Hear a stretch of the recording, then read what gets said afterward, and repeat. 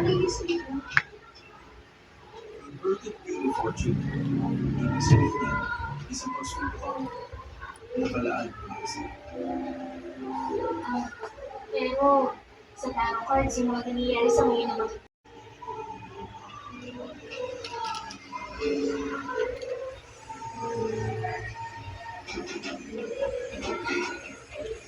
Teka na, bakit nagpunta ba tayo dito?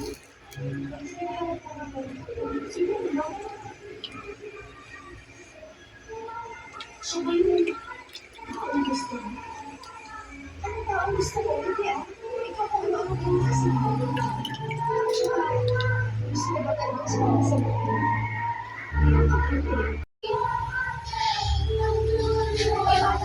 Naging matala ka. Damage.